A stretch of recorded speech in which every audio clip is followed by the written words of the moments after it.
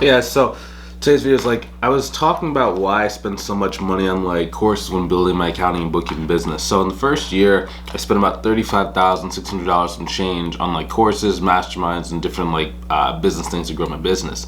And then since the last thing like 3 years alone, I spent about 150 grand like courses. The same thing, just keep reinvesting in my skill sets and reinvest in myself. I'm gonna kind of talk about why I do that today, and kind of make an argument for like why investing in yourself first is the best option when it comes to increasing your earning potential when starting an accounting business. So first things first, I'm a little distracted. I've changed up my room.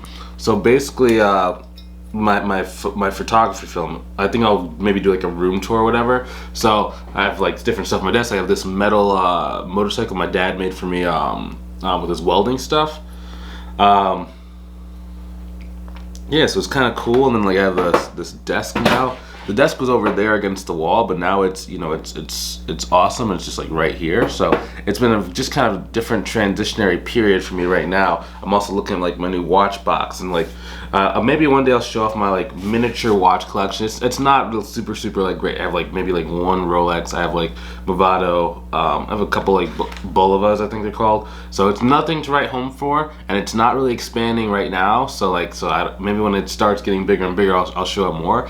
My goal with when it comes to like buying stuff like watches and cars and stuff like that is my first goal is to be able to buy any like luxury thing, whether it's a vacation, whether it's a watch, whether it's a car, with passive income. And then eventually I want to get to the point to where my passive income pays for my entire life. So I could go either way. I could go like passive income pays for the life and then start paying for the luxury stuff with the excess, or I can just do like just kind of get some more like cool toys and stuff like that, and then just transition. So I haven't really kind of made up my mind. It's funny, it's like the closer you get to your savings goal, the more like frugal you get in a lot of cases, so it's like it's just one of those things. So trying to learn a lot of different games. I'm starting to like reinvest in myself in terms of like learning investing, right? Because I like doing a mixture of actual like real estate, but I also like doing paper investments. So it's like stocks, bonds, options, ETFs, etc. I kind of lean more towards the ETF side because like I just really enjoy that, and it's just so convenient in my opinion. Cool. So let's kind of go and like jump in this thing. So why is all this stuff important? Like even when we talk about like investing and living off of passive income, if you notice, successful business people are all about investing. Whether it's investing their time, investing their resources, investing their money, etc., etc. They're always about investing. What can I put in today to get a solid return out tomorrow? And some people say like, spending $150,000 on online courses, Bryce, that's crazy. You could have just gone to college.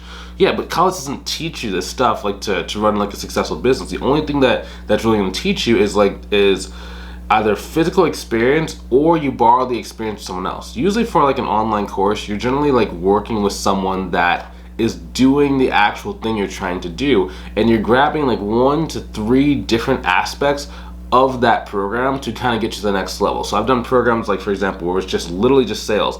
All we did was like literally just meet up for like an hour every morning and just go over like my consultation call script.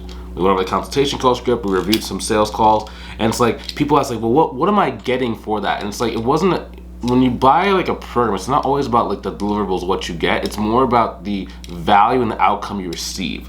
So in that program, like, was that worth $12,000 to just do sales call review?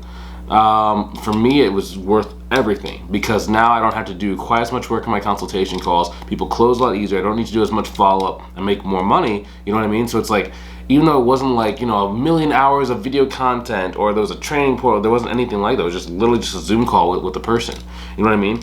But it's like, it makes all the difference, because if you can get really good at like sales, for example, it takes all the pressure off every aspect of your life. Because think about it, you don't need as many clients to go in and hit your revenue goal, which means you don't have to do as much customer service, because you don't have a million clients. You only have like 2 to 3 to 5 clients. Next thing, you don't need to take a million consultation calls, which means you don't need to do a lot of marketing. right? Because the part of this business that's the most annoying is really the marketing aspect, because then you have to go and like talk to a bunch of leads, and the worse your quality of leads, the more like sales calls you do. So if you just get good at sales and you can turn a bad lead into a good lead, okay, that's gonna make a lot of difference. Next, I mean, if you think about it, if you get good at sales, you're literally just one cleanup project away from any like any within reason bill. So any like bill that's like $5,000 to $10,000, you're really just 1 to 2 cleanups away from being able to pay it off, if you really think about it. So it's like you're never going to be poor if you have that skill. Next thing, and I'll even take a step back, and that for me, when I heard someone say that, like I heard my mom say that to me. She's like, Bryce, I never have to worry about you, because you have your sales skills to a point to where it's like you can just go and talk to anybody, and then like you're gonna be able to make some sort of money from one of your services. So you never have to worry. And I was like, that's a good point. And I think I kind of took it for granted, because I don't really kind of live in a zone of even thinking about ever being poor. You know what I mean? So, but it was kind of like a step back, where it was like a gratitude kind of moment. It's like, yeah, that makes total sense. And some people say like, spending money on yourself is risky or expensive. Not really, because if you really just invest in yourself, you're building your skills up to the point to where no matter what you do, you can make money, right? And not that making money is the end all be all, but a lot of things in this world do kind of revolve around money. If you don't have money, then you can't go and take as many vacations. Like you can kind of do a staycation, and it's fun. And I'm not saying you have to go and get like luxury things and get like a Ferrari or just a Lamborghini or anything. I'm not saying stuff like that, right? That's not really what I was shooting for. But it's more about having the ability to kind of be above money. I never wanted to kind of, when I got older, have to always make decisions based on like finances. And like, in the beginning of my career, I was having to do that, right? Because it was like, you wake up, you go to work, you receive a paycheck. Sometimes it's 2 weeks depending. Sometimes it's like 1 month depending like what kind of job you have. But everything kind of revolves around that, right? And then like you save and you save and you save, and then like you have like either some retirement funds, 401k. Then you can maybe like take 2-3 trips. And it's just like, I don't know. It's just.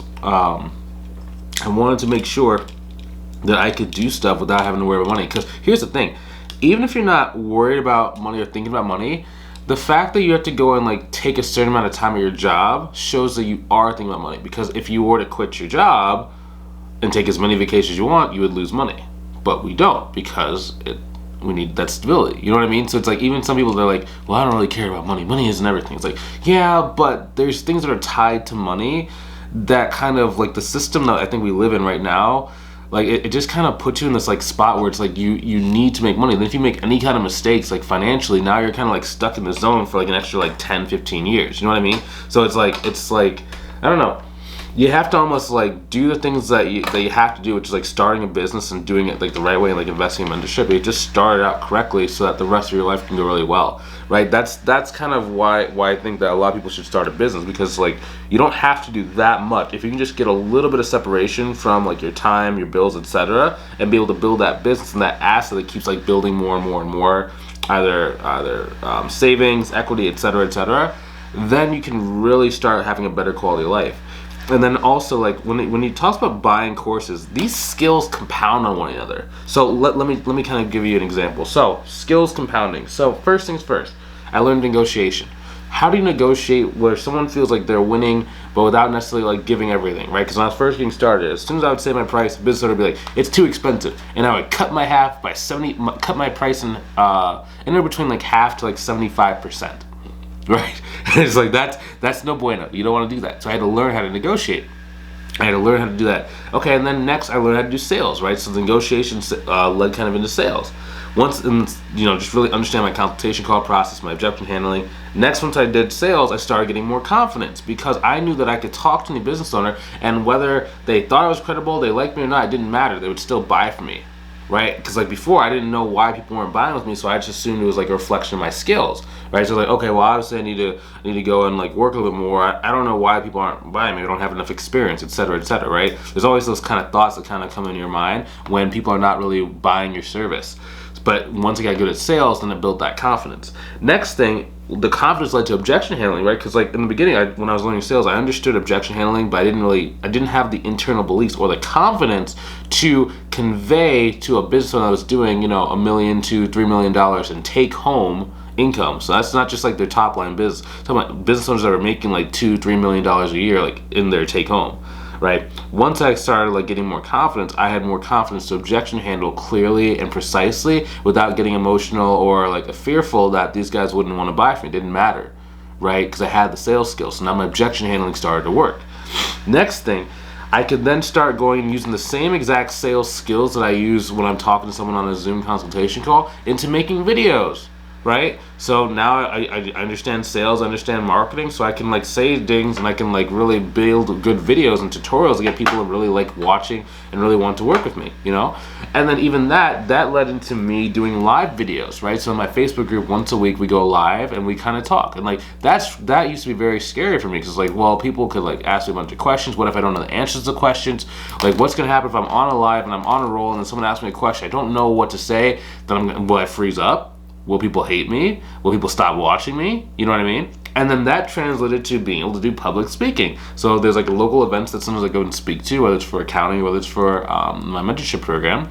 And the same skills that I learned in the beginning for negotiation led to a cascading of all these different combined skills that allow me to be able to speak on stage and be able to get clients from speaking on stage. So it's like everything kind of adds up. And that's why it's like, yeah, $150,000 sounds like a lot of money, but it's like you're buying the ability to get more money. There's going to come a time when you hit a critical mass to where you don't need to spend money on course anymore and you can still make 400, 500, 600. The cool thing about our industry is because once you get up to 100,000, once you get up to 200,000, unless all of your clients drop off, which is very unlikely that happens, you're going to be at that income level forever. So it's like you only need to really get to $300,000 per year one time. And once you're there, you stay there.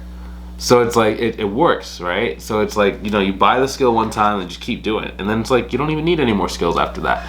Like I tell all my students, like as soon as I get to like 20K per month, like just stop watching YouTube videos, stop thinking about marketing, stop doing anything. Like you have the only skill set you need to go and grow your business. Like at this point, it's just really about enjoying your life. So don't worry about learning more. Just keep moving. Okay. We'll talk about certain things you need to do to like keep the business growing, but you have enough baseline skills to not necessarily need to do much more. Now, if they want to go to, you know, 50 plus, okay, yes, they can. But for most people, when they get to about 20, 30K per month, that's generally a really good spot for them, income-wise and like in terms of like their bills. Cool. So that's why I spent so much money on courses when I was first getting started with my business, okay? Also, if you want some help growing your business and you want to really have someone who's been where you're trying to go, really speak into your situation on a consistent basis so that you go and hit your goals more consistently, go ahead and click the link inside the description, either above or below the video, to book a call with me to see if I can help you like in our program. Because in our program, I'm really specific with who I actually work with, because I wanted to make sure that I could keep my success rate very high, and I wanted to make sure that the customer experience stays very good, right? Because I want to make sure that I can actually speak into your life and I can help you out as much as possible. So that's how I keep our mentorship very small, very intimate, and just making sure that we're delivering really, really great world-class results for our students, okay? So if that's what you want to be a part of, go ahead and click the link inside the description, either above or below the video. Book a call. Let's see if I can help you inside of our program, okay? I will talk to you soon. Have a good rest of your day. Take it easy.